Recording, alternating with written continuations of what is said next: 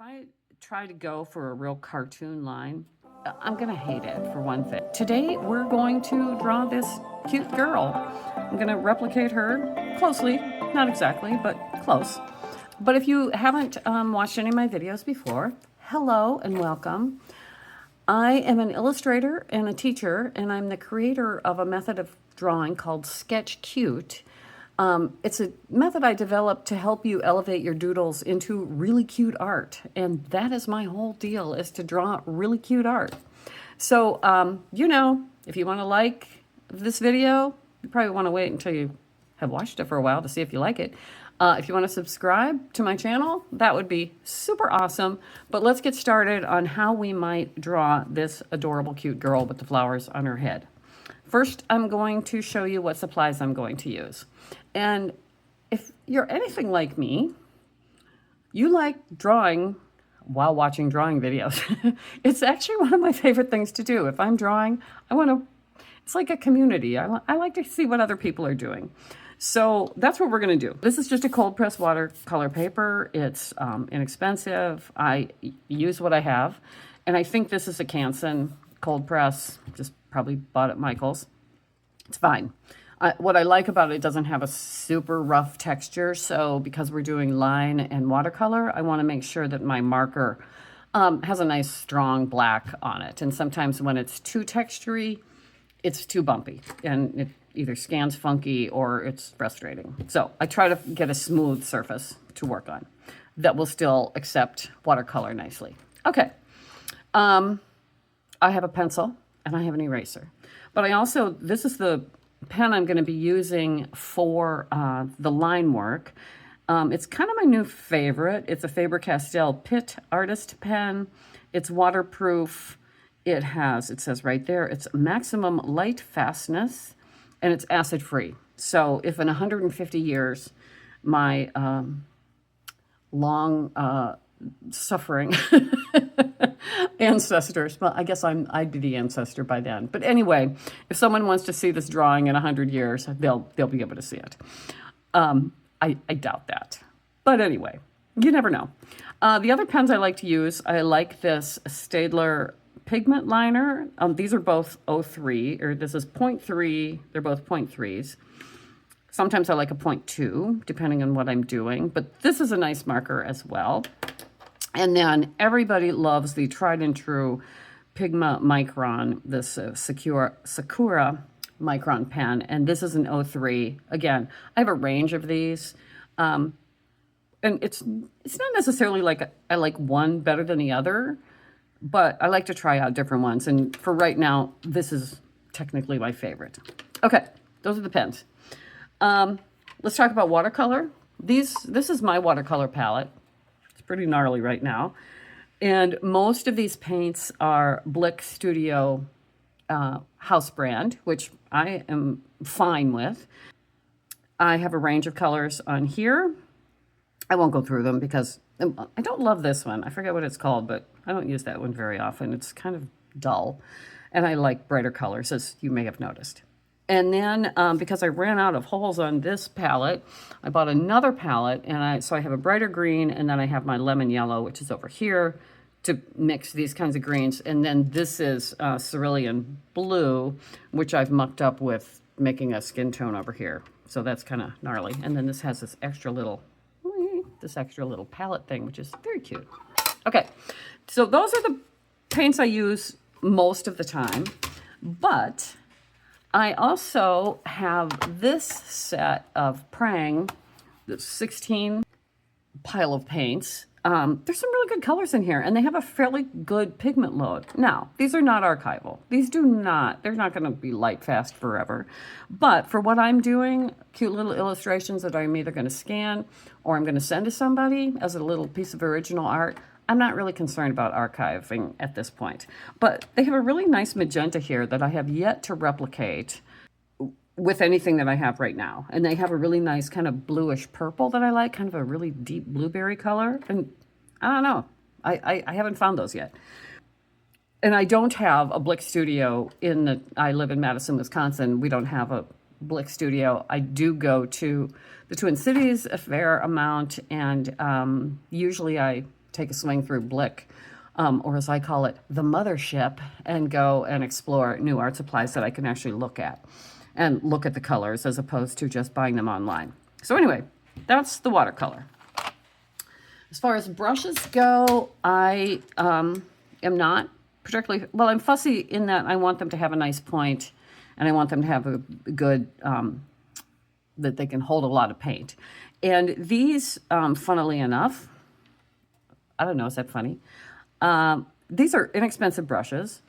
This one, Artist Loft, is Michael's private label brand. And then this Bestie, I don't know where this came from. I, several years ago, lost my studio and most of my art supplies to a hurricane. And not in Madison, Wisconsin, that was in Florida. And so a dear friend of mine sent me a lovely care package of just a whole bunch of stuff from her studio, and these brushes were in there, and I use them every single day. So you don't have to spend a pile of money on brushes. Just get one that will hold a nice point and that you like, and, you know, I assume you can still buy these. I just have never looked up this brand, which I guess I should. Okay, so we're going to get started. So when I start, I use a very light pencil because I don't want to erase much, because the more you erase, the more you degrade your paper. So I want to have a very minimal drawing on here. And so I've drawn this girl a couple of times, and it's easy-ish for me to get this to work out right the first time. But so I'm just going to start drawing in pencil, and we're going to just, I'm going to somewhat mimic what I have already done. So we're just going to start really loosely placing where these flowers are going to go. And they never come out the same twice, and I don't expect yours to do the same. Just remember, when you are placing flowers or things like this, to have some overlap. Otherwise, they're just like stamped on there, and you want to have a nice, looks like it actually is in her hair. So I'm just kind of placing some flowers where I think they would look cute. And we'll put another one of these up here. And these are going to get much more tidy once I do these in the ink.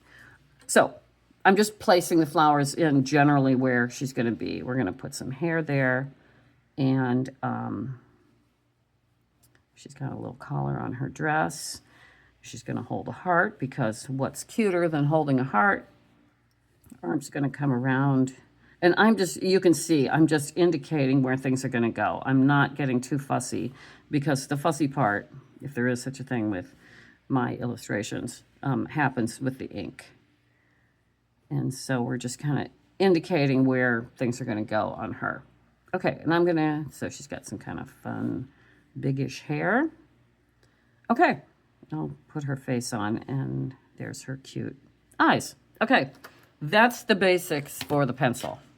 Now I'm going to move to my marker, and I'm also going to put my glasses on, and start to draw these lines. Now, I don't go for like a really cartoony line. I go for a rough line, for one thing, or a kind of a, just a looser line, because, for one thing, and also it's,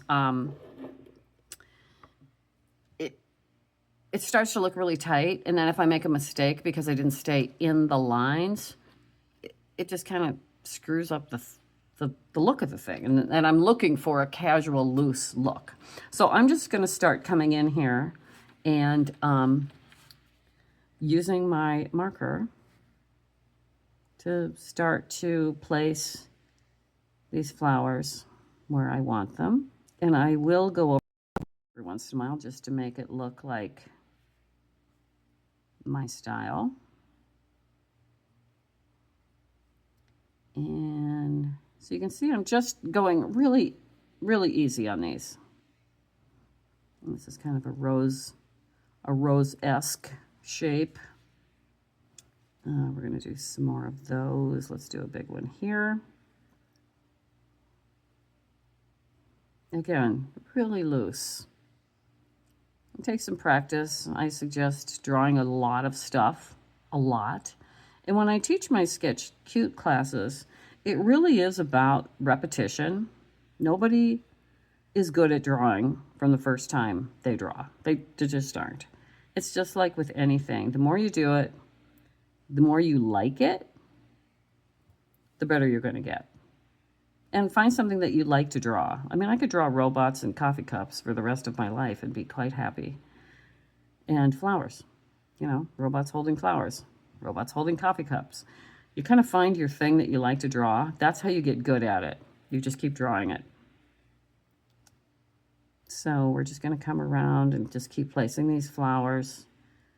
Sometimes you think, oh, is this too messy? And then the final result is, no, it looks fun.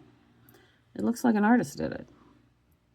Otherwise, I'd find a girl, put flowers all over her head and take her picture. But I want to do this as a piece of art. Okay, we'll put another one of these daisy-esque things. And you can see, I don't draw things like necessarily they're found in nature. I'm either too lazy or too uninterested in drawing things exactly the way they look in nature. So forgive me for that if you're like, that's not what a rose looks like. You know, oh well. Okay, from here I'm going to start placing some leaves in where they make sense. And, you know, each flower is going to have kind of a different shaped leaf. So on this daisy-esque, we'll give that a longer leaf. And these rose-like flowers will kind of give a chubbier, shorter one.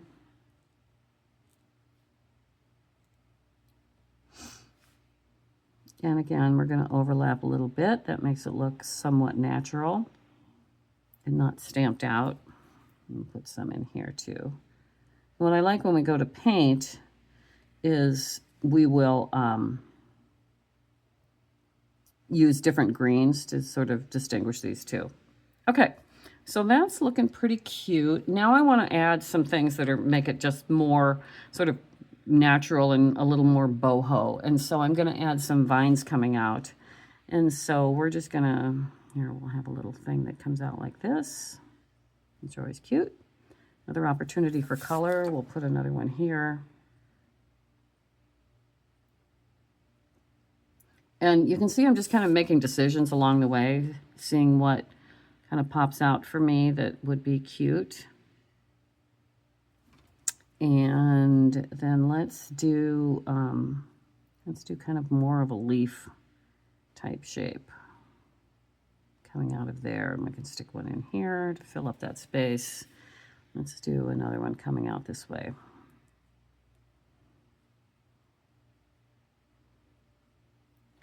I have to say, I think my favorite states of being is drawing. I have drawn so much when I was a kid, in high school.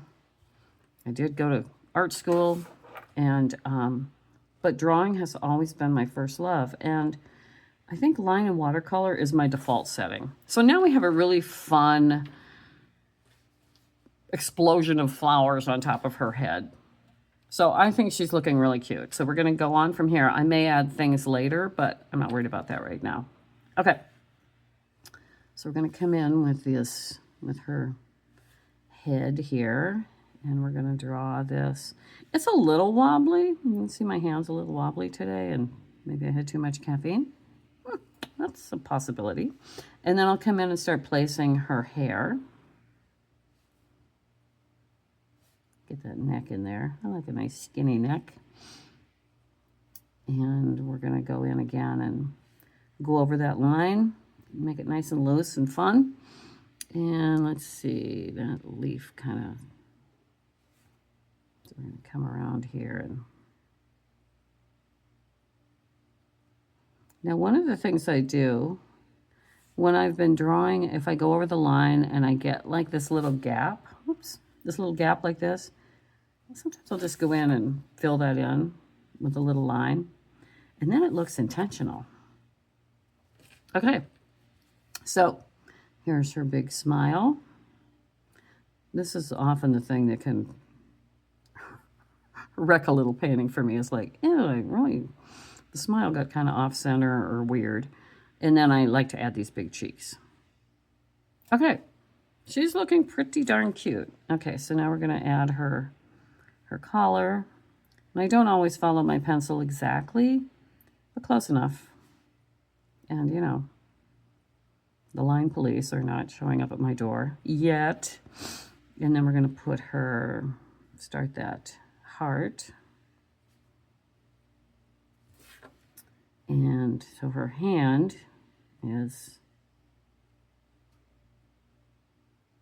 kind of draw the same hands. And we'll put some buttons there. Okay, and then the other one, do much the same. Okay, that just got to be kind of a giant finger. Are we worried? No, we are not. Okay, so then we can finish off the heart. I think that looks pretty cute. And then her dress is going to come down. And then we'll do her little bendy arms here. When I teach Sketch Cute, we do some figurative work, and I always tell them, you know, when you are working on the figure, which is hard. I mean, the figure is very complex, which is why we take long and arduous life drawing classes in art school. You always have to remember kind of the pivot points of where things bend, and I always go, you know, there's elbows in there. Well, do I draw the elbows? No, I do not. These are kind of bendy. Okay, so just to cute it up, I'm adding some stitching on that, and I think I'm going to add some stitching around the heart.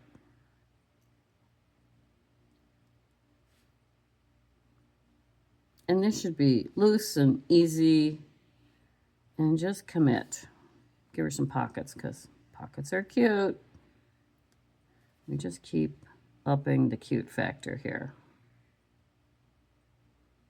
Okay, well, I think that is ready to start to erase, and we'll go ahead and paint. I will not make you watch me erase, because that's like watching paint dry. So we'll cut the video here, and we'll come back and start painting.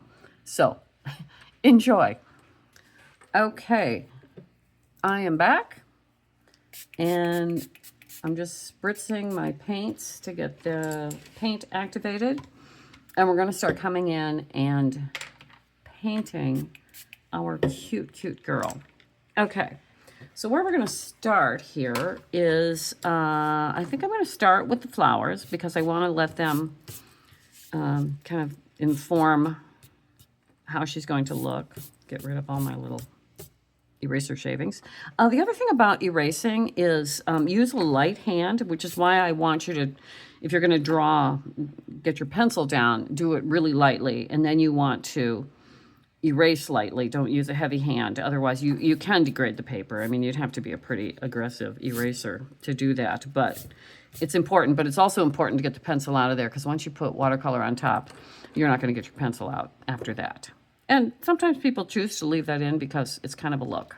Okay, I am using, you can't see it here, but I'm using 2 jars of water, one to swish out the paint, and one to use clean water. So that's a pretty good practice. And then I use just facial tissues, because they're super absorbent, to kind of blot up things that I need to blot up. So I'm going to start with some kind of golden yellow. I'm mixing my, just move that. There we go. I'm mixing kind of a warm yellow with a little bit of red, and we're just going to hit those daisy-esque tops there and there. And here's the thing about when we're starting to do this, and I'll make the centers of these yellow too, is painting is not coloring, okay? Paint is paint. So I'm not looking to like just fill in my areas. I do want that looseness, and I do want to feel like this is paint, not just a coloring book page. And so I'll often add in, so I add a little orangier tone to that, so that when it dries, it's just gonna have a really nice feel to it. Okay, let's see, none of those. So I'm gonna start with a more orange color, which I'm using this warm red, And the yellow, I want that a little more orangey. Oops, too red. Okay. You know, I'm just not that fussy with my paint. Okay, so I'm going to come into the tops of these little rose things. I guess they're not really roses because I don't, do roses come in orange? Oh, I think that one piece rose, which was my mother's favorite, was kind of a peachy orange. Okay, and then I'm going to come in with a stronger red and come up from the bottom and let those bleed together. That's a little strong, but we can always pull that out a little bit. It just makes it more interesting. It makes it look like paint and not just coloring in. Very loose, very, very loose. Okay, that's looking really cute. So I'm going to do kind of the same technique on the heart, but I'm going to start with this, the word nobody ever wants to say, which is, I use a quinacridone pink. I think it's called quinacridone red, but it's a very luscious, as you can see, very luscious pink color. Really like this color. And I'm just doing it at the top, and then I'm going to come in with that stronger red on the bottom and let those two commingle. And you can go fast. You need to have some movement in your paint. You don't want it too dry. You don't want it too wet. And you just learn after a while how that's all going to mush together. So in that, I just love to see those two colors merge. And, you know, when you're using analogous colors, meaning ones right next to each other on the color wheel, it does really help to just kind of bring all this together. And it just adds a little more interest to that. Okay, now I'm going to go into her hair. And I mentioned on this set of prangs that there's this luscious magenta color. So I'm going to get a little puddle of that going. Oh, maybe I should wash my brush. Okay, here we're going to clean that off a little bit. As you can tell, I'm not a particularly fussy painter, but I paint a lot. So that's what I'm going for. So I'm really trying to get a good pile of paint here so that I have enough to work off of. So yeah, that's pretty luscious. And I'll have a big pile of that quinacridone red. So I'm just going to move this slightly out of the way so I can get in here. And I'm just going to start daubing this in here. And I'm kind of working somewhat systematically, like I did that red heart over there for a reason, so that it's dry by the time I am working on the hair. It doesn't touch this. And I can go in and then do her dress. And I won't have to worry about things bleeding and making me sad. Or worse, say bad words. I don't know which is worse. Maybe saying bad words is better than being sad. It's just like, oh, why did I do that? Sometimes you can fix it, and sometimes you can't. Okay, so I've got that nice magenta in there. And these tend to do this textury thing, but they dry flatter. I haven't quite noodled whether that's the paint or the paper or the combo of the two. But it'll work out. So now I'm coming in with this stronger pink that looks much more warm compared to that magenta. It looks cooler compared to the red from below. So I'm just kind of going to marry these two up gently, but intentionally, so that they do their thing.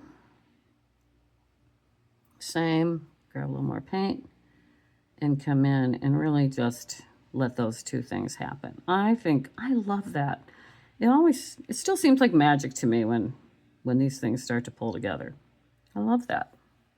Okay, now if you're going to do a girl like this, maybe you're doing it for someone and you want it to look like them. Well, use whatever hair color you want. I tend to go with these bright hair colors, and this is nice and dry. I don't want to touch in here until I get back to, till we know that hair is dry. But I'm going to do kind of the same idea with the blues to do her dress in sort of a two-tone fashion, or it has a gradation. So I'm mixing, getting a nice pile of my blue over here. You can't see, but that's what I'm doing. Okay, can you see that? Yeah, we're in the frame. Okay, so I'm just getting a nice pile of this blue going so that I have enough to work with. Do a little swish, and then I'm coming in. This is a phthalo blue. That's a lot. Oh, here's the other thing you should have. Is a little extra piece of paper so you can see, okay, that's a nice density. And I want to make sure that this blue is going to work with that. So, you know, test it on a side piece of paper and you can start to see what's going on. So I usually do that. I just didn't do it this time. So I'm going to start with that ultramarine and come in and hit top of her dress with this color.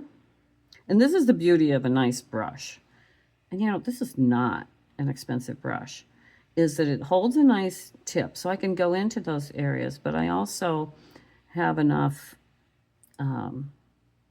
volume of paint on the brush. I will tell you, if you're just learning watercolor and you want to, if you're going to spend money on anything, spend it on the brush. And they don't have to, like I said, they don't have to be super expensive. I mean, you can buy a $10 brush or a $15 brush and less expensive paints, you will be much happier than more expensive paint and a crappy brush. And if you buy a set of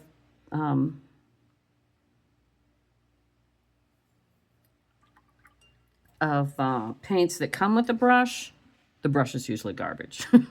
Just between us girls, that brush is probably not gonna be a good brush for you. Okay, so I'm just coming in again, I'm meeting them in the middle. They're gonna start doing their thing. And you can already tell, and I think this is part of this less expensive paper, is that I'm getting this texture, but I think you can already see as this dried, it was really prominent when it was wet. As this has dried, it has just gotten much, much better. Okay, so now we've done her dress. We're going to let that dry. And now I'm going to come back up into those flowers, and I'm going to start doing some greens. I like to choose a green, a different green for each one of the kinds of greenery that I have, or each flower will have a different color green. That just adds a little more interest. So we have that, and we have that, and please, please, please don't be bleeding into the pink. Yay, it did not. So you kind of pick up the excess. Okay. And then we're going to go, and then I'm going to pick another green, kind of more of a Kelly-ish green. And I think we'll do, let's do these with that color. Uh-oh, I got some bleed. And you can go in sometimes with a clean brush, and I can kind of get rid of that. Yeah, that worked. So I was able to pick that up, even though and oopsie, that's happening over here too. Okay, maybe I was a little premature. And sometimes, you know, you just leave it. It's okay. There, I'm happier. And you know, the rule, if Ronnie's happy.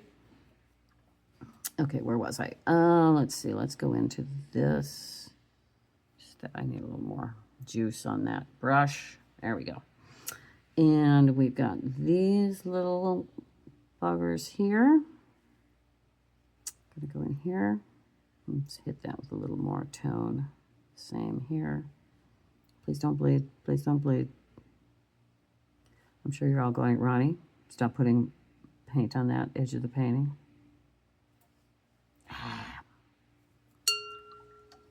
All right, we're cleaning that up because that does look a little funky. Okay, that's working well enough.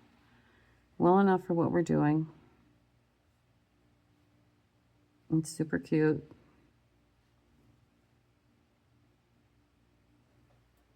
Yeah, I'm liking that. I'm going to go in and hit that sap green a little heavier on the one side. Please don't bleed. Okay. And now I'm going to go in with that, my third palette. Someday I'll get a big palette and have everything on it, but for right now, this is just fine. And I'm going to go in and make a more of a limey type green to do these vines.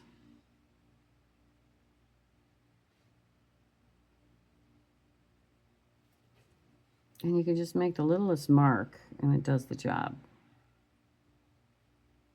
And I seriously do not mind. In fact, I like a little overlap onto the paper so it doesn't look like I've just tried to rigidly go inside my lines. That's not the point. The point is make it cute. And I have to say, I really do think, I mean, I do a lot of these that I send to people. I'll send them off, just exactly, just stick them in an envelope with a little note on the back or a little post-it on the back that just says, hey, I've been thinking of you. And it's a lovely thing to do. It really, truly is a lovely thing to do.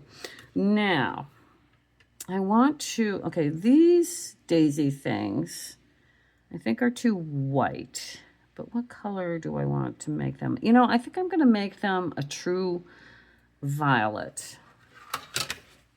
So what I'm going to do is come over to this palette. I'm going to take some of that Prang purple.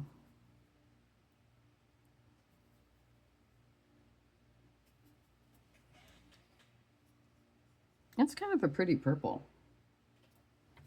Give it a little more intensity. Okay, we're going to go in with that. Made a giant decision that these are going to be purple. I want them to be able to stand off against her hair. Okay, that's way too much paint on my brush, but we'll take care of that with the tissue. Oh, I think that's cute. And sometimes I do it and I'm like, yeah, I don't love that. But here's the thing. Oh, I missed a leaf there. You don't have to love everything. You just have to like it a lot. I think this is really cute.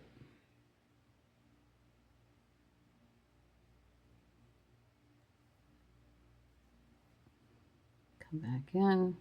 Nope, missed the yellow center on that. Those are the things that you're going to come back and fix them and fuss around a little bit. Yeah, I like this little combination. I think it's super cute. Oops. A little too much overlap.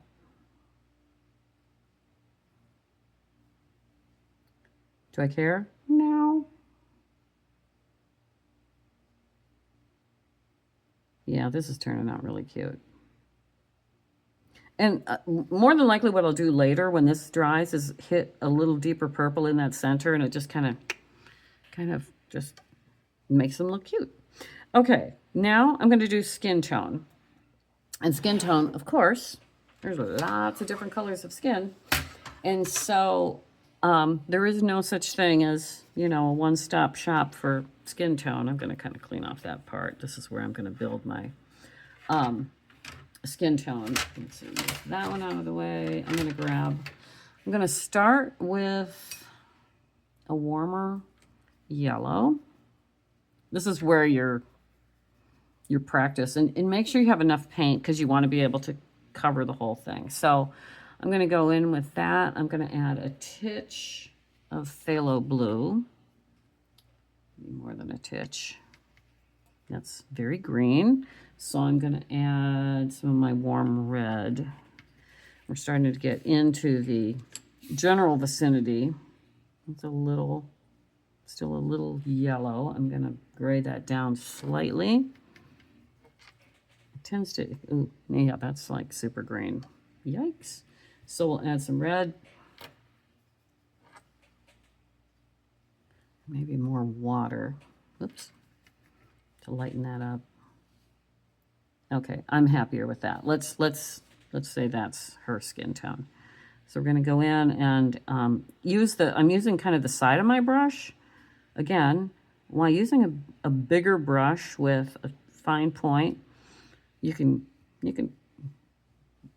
cover a lot of real estate, and you kind of use the side of your brush until you get into the detail areas. So that's going to dry lighter. I'm going to go in and get those little hands that are totally out of proportion to her body. Do I care? No, I do not. Okay, well, that looks pretty cute. So now that that purple is dried a bit up there, let me go in. This is the problem with multiple palettes, is I'm moving them around all the time. Where'd that purple go? Oh, it's over here. Okay, so I'm going to go back in with that purple. And I'm just going to hit those centers a little bit.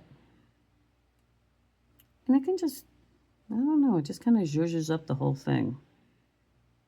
Makes it look like I thought about what kind of flower this was. So yeah, that's pretty cute. And that, we're going to let that sit on there a little bit because it will absorb. And then I'm going to go in and, you know,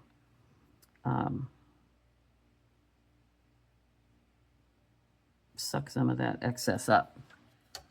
Okay. So yeah, that may have been, okay. No, I'm okay with that. They have a slight, yeah, I didn't quite hit it with that one. Let's get some more paint.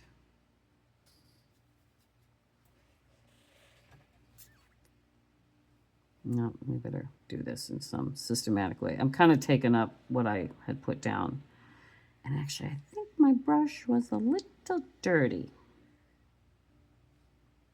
Okay, we're going to do that again with a little stronger purple. Yeah, that's better. We'll be happier in the long run if we do that.